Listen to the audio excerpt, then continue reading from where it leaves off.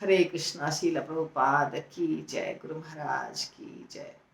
मेरे हाथ में एक पुस्तक है, शील उपदेशामृत।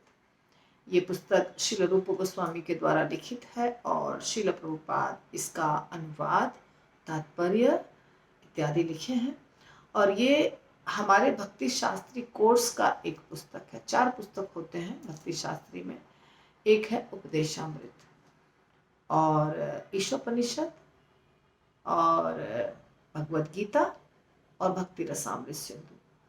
तो मैं भक्ति शास्त्री का कोर्स नहीं करवा रही हूँ आपको, परंतु कुछ भक्तों ने मेरे से कहा कि यदि आप लेंगे तो मुझे सुविधा होगी, हमें सुविधा होगी, इसलिए मैं इस पुस्तक को ली। देखिए कितना संभव है। तो पहला श्लोक है, वाचो वेगम मनसः क्रोध वेगम जिह्वा वेगम उदर उपस्थ वेगम एतान वेगान यो विषहेत धीरा सर्वाम अपि इमाम पृथ्वीम सशिष्यात्। वाचो वेगम अर्थात वचन का वेग जो हम बोलते हैं, मनसः मन का वेग, क्रोध वेगम क्रोध जो हमें आता है, जिह्वा वेगम खाते हैं हम, जीवा से स्वाद लेते हैं वो वेग, जिह्वा वेगम, उदर वेगम बहुत ज्यादा खाते हैं वो पेट का वेग है, उपस्थ वेगम जननेंद्रियों का वेग है, एतान वेगान यो विषहेत धीरा जो इन वेगों को सहन कर लेता है, सर्वाम अपि इमाम पृथ्वीम सशिष्यात् वो पूरे पृथ्वी को अपना शिष्य बना सकता है। तो एक तरह से हम कह सकते हैं ये गुरु के गुण हुए। जो गुरु होते हैं उनमें ये सारे गुण होते हैं, इसीलिए लोग उनसे आकर्षित होते हैं और उनको अपना गुरु स्वीकार करते हैं। इसके तात्पर्य में प्रभुपाद लिख रहे हैं कि श्रीमद् भागवतम में परीक्षित महाराज ने सुखदेव गोस्वामी से पूछा, उन्होंने पूछा कि व्यक्ति जब जानता है कि इंद्रियां उनके वश में नहीं है तो बाद में क्यों पश्चाताप करता है, ठीक है ना। तो प्रभु एक उदाहरण दे रहे हैं प्रभुपाद चोर का। जैसे चोर जानता है कि चोरी करूंगा तो सजा मिलेगी, जेल जाना पड़ेगा, जुर्माना लगेगा, मारेंगे भी हमको पुलिस, और खाने पीने की भी सुविधा नहीं मिलेगी, कष्ट ही कष्ट है, फिर भी चोरी करता है। तो प्रभुपाद कहते हैं कि सुनकर तथा देखकर अनुभव प्राप्त किया जाता है। अनुभव हमें कैसे प्राप्त होता है? कुछ हम सुनते हैं दूसरों के माध्यम से और कुछ हम स्वयं देखते हैं। कुछ चीज़ों को हम देखते हैं, कुछ चीज़ों को हम देखते नहीं है, कहीं और किसी और ने बोला और हमने सुना। तो जो कम बुद्धिमान होते हैं वह देखकर अनुभव प्राप्त करता है। कम बुद्धिमान व्यक्ति जो होता है वो जब देखता है तब अनुभव प्राप्त करता है। जो ज़्यादा बुद्धिमान होते हैं वो सुन करके अनुभव प्राप्त कर लेते हैं। चोरी करना अच्छी बात नहीं है, इस चोर को सज़ा मिली, उस चोर को सज़ा मिली, ये सब हम टीवी पर और दूसरों के मुख से सुनते हैं, न्यूज़पेपर में पढ़ते हैं। तो ये क्या हो गया कि सुन करके अनुभव प्राप्त करना। और कभी कभी हम चोर को डायरेक्टली देखते भी हैं, तो ये हो गया देखकर अनुभव प्राप्त करना। तो जब बुद्धिमान व्यक्ति विधि ग्रंथों तथा शास्त्रों से सुनता है चोरी करना अच्छी बात नहीं है, और जब यह सुनता है कि चोरी करने पर दंड, व्यक्ति को दंड मिलता है, तो वो चोरी से दूर रहता है। ये कौन हो गया? ज़्यादा बुद्धिमान व्यक्ति। कम बुद्धिमान व्यक्ति हो सकता है पहले एक बार पकड़ा जाए, उसको सज़ा मिले, फिर दूसरी बार वो सोचेगा नहीं ऐसा काम नहीं करना है क्योंकि ऐसा काम करने से मुझे सज़ा मिली, तो सीख लेता है। किंतु जो धूर्त है और मूर्ख है, मूर्ख भी है और धूर्त भी है, शैतान भी है, बदमाश भी है, वो क्या करता है? न सुनकर न देखकर किसी भी प्रकार से वो सीखता नहीं है। तो ऐसा व्यक्ति यदि प्रायश्चित भी करता है और सरकार द्वारा दंडित भी होता है, तो फिर कारागार से निकलने के बाद फिर से चोरी करता है। यदि कारागार दंड को प्रायश्चित मान लिया जाए तो ऐसे प्रायश्चित से क्या लाभ, ठीक है ना। जब सीखना ही नहीं है हमें, हम करेंगे गलत काम, सुनेंगे भी, देखेंगे भी, अनुभव भी होगा, पर हमें कुछ सीखना नहीं। ये उदाहरण है, देखिए ये उदाहरण के द्वारा प्रभुपाद फाइनली हमें समझा देंगे हर चीज। तो इस प्रकार ये हो गया चोर का उदाहरण। और इसीलिए परीक्षित महाराज ने पूछा, परीक्षित महाराज ने एक दूसरा उदाहरण दिया। वो क्या है? हाथी स्नान। हाथी क्या करता है? नदी में जाके स्नान करता है, और स्नान करके बाहर जब निकलता है तो पूरे शरीर पर धूल फिर से छिड़क लेता है। तो इसलिए हाथी स्नान को क्या माना जाता है कि बेकार है। हाथी स्नान अर्थात यूजलेस, इस स्नान का कोई महत्व नहीं हुआ। अब यहाँ संस्कृत का श्लोक है, वो मैं नहीं पढ़ रही हूँ, क्योंकि मेरा मकसद है आपको समझाना। तो कुछ लोग जो होते हैं, इसी प्रकार अनेक आध्यात्मिक व्यवसायी हरे कृष्ण महामंत्र का कीर्तन करते हैं, और साथ साथ में बुरे कर्म भी करते हैं, निषिद्ध कर्म भी करते हैं, ये सोचकर कि कीर्तन से मेरे पाप नष्ट हो जाएंगे, जो हमने गलत काम किया वो समाप्त हो जाएगा। ये 7वां नंबर अपराध है। नामनो बलात् यस्य ही पाप बुद्धि।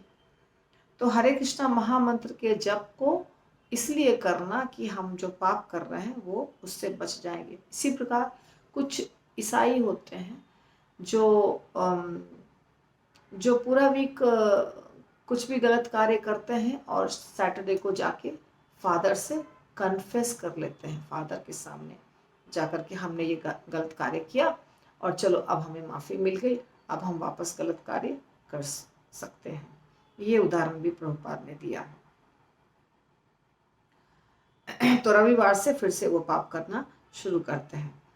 तो परीक्षित महाराज ने, जो अपने समय के सर्वबुद्धिमान राजा थे, उन्होंने कहा कि इस प्रकार के प्रायश्चित से क्या लाभ। सुखदेव गोस्वामी ने उत्तर दिया, पाप कर्म को कभी भी पुण्य कर्म से विनष्ट नहीं किया जा सकता है ना। पाप कर्म हमने किया और फिर पुण्य कर्म भी किया, तो पुण्य कर्म करने से पाप कर्म के फल नहीं मिलेंगे, ऐसा नहीं होगा। पाप कर्म के भी फल मिलेंगे, पुण्य कर्म के भी फल मिलेंगे, दोनों मिलेंगे।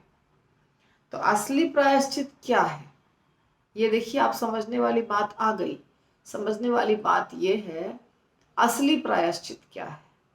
असली प्रायश्चित है जो कृष्ण भावनामृत सो रहा है हमारे अंदर, उसको जगाना। प्रभुपाद लिख रहे हैं, असली प्रायश्चित है सुप्त कृष्ण भावनामृत को जागृत करना। ये है आपका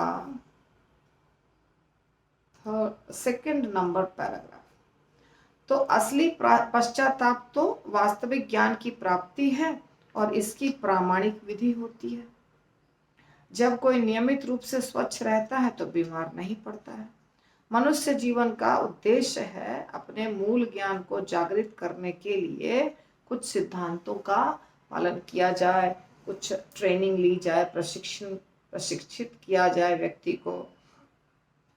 ऐसे नियमित जीवन को तपस्या कहा जाता है, ठीक है ना। तपस्या करना पड़ेगा। ब्रह्मचर्य, मन निग्रह, इंद्रिय निग्रह, दान, सत्य, शौच, योगासन, और धीरे धीरे कृष्ण भावना अमृत तक पहुंचना। यदि कोई भाग्यशाली है तो उससे शुद्ध भक्त की प्राप्ति होती है, संगति मिलती है, और वह योग द्वारा मन को वश में करने के समस्त विधियों को मात्र कृष्ण भावनामृत के विधि निषेधों का 4 जो नियम होते हैं, मांसाहार नहीं करना, मैथुन नहीं करना, नशा नहीं करना, जुआ नहीं खेलना, अनुसरण करके और किसी अच्छे प्रामाणिक गुरु के निर्देशन में रहकर, सेवा में रहकर पछाड़ सकता है, अर्थात वो जो बुरी आदतें हैं उसको छोड़ सकता है। तो प्रभुपाद कह रहे हैं कि असली प्रायश्चित है कि जो हम भूल चुके हैं कृष्ण भावनामृत को, जिसके कारण हम हमारी आदतें खराब हो चुकी हैं और हम गलत कार्य करते जा रहे हैं, उसको याद करना, उसको वापस ट्रेनिंग के द्वारा व्यक्ति के अंदर जागृत करना, सुप्त कृष्ण भावनामृत को। सर्वप्रथम अब यहाँ जो 6 चीजें बताई गई, 6 कंट्रोल, वो प्रभुपाद बता रहे हैं कि सबसे पहले वाणी पर कंट्रोल करना। प्रत्येक व्यक्ति में बोलने की शक्ति है, और प्रभुपाद अभी मेढक का उदाहरण दिया है प्रभुपाद ने कि मेढक टर टर टर टर करता है और सांप उसको आके खा लेता है। तो हमें मेढक की तरह टर टर नहीं करना है, ठीक है। तो हम इस ये वाला कंट्रोल अर्थात सांप का उदाहरण देकर के प्रभुपाद ने जो समझाया वो हमारे लिए है कि हमें मेढक की तरह टर टर नहीं करना है, ताकि हमें माया आके पकड़ नहीं ले, हमें सांप आकर खा नहीं ले। तो वाणी के संयम का अर्थ है अपने से थोपी गई चुप नहीं रहना है। क्या बोलना है? जो कृष्ण से संबंधित है वो बातें बोलनी है, कृष्ण कथा करनी है, सकारात्मक विधि का समर्थन करना है। इस प्रकार जीव भगवान ने किस लिए दिया है? भगवान के नाम रूप गुण लीलाओं की महिमा का गुणगान करना। कृष्ण कथा का उपदेशक सदैव मृत्यु के चंगुल से दूर रहता है। तो पहला हो गया वाचो वेगम, वचन के वेग को कंट्रोल करना, ठीक है। इसके पहले हमने क्या सीखा? इसके पहले हमने ये सीखा कि पश्चाताप करने से क्या फायदा यदि हम फिर से गलत कार्य करेंगे। तो असली पश्चाताप है कृष्ण भावनामृत का विकास, जो हम भूल चुके हैं उसको वापस याद करना। तो उसके लिए ट्रेनिंग लगेगा, ट्रेनिंग की जरूरत पड़ती है। तो पहला ट्रेनिंग का पहला स्टेप क्या है? वचन के वेग को कंट्रोल करना, मेढक की तरह टर नहीं करना, अर्थात प्रजल्पा नहीं करना, फालतू बकवास नहीं करना, फालतू मैगजीन्स नहीं पढ़ना, टीवी सीरियल यूट्यूब जो चीज कृष्ण से संबंधित नहीं है उसको नहीं करना। ना ऐसे दोस्तों से बात करना, ना ऐसे पिक्चर देखना, कोई मैगजीन पढ़ना, ऐसी कोई चीज नहीं करना। ये सब प्रजल्पा के अंदर आता है। तो इस प्रकार वाणी को वश में करना, ये हो गया हमारा पहला कंट्रोल। अब दूसरा है मन को वश में करना। चैतन्य चरितामृत में कहा गया कृष्ण सूर्य सम है माया, कृष्ण सूर्य सम माया है अंधकार, जहाँ कृष्ण तहाँ नहीं माया अधिकार। सूर्य के समान कृष्ण है, माया है अंधकार के समान, जहाँ कृष्ण रहेंगे वहाँ माया नहीं रहेगी। माया है तो कृष्ण नहीं, कृष्ण है तो माया नहीं, तो दोनों एक साथ उपस्थित नहीं होते हैं। सूर्य है तो वहाँ अंधकार नहीं रहेगा, और अंधकार है जहाँ इसका मतलब वहाँ सूर्य नहीं है। अगर हम अपने आप को कहीं कोठरी में बंद कर लें तो वहाँ सूर्य का प्रकाश नहीं आएगा।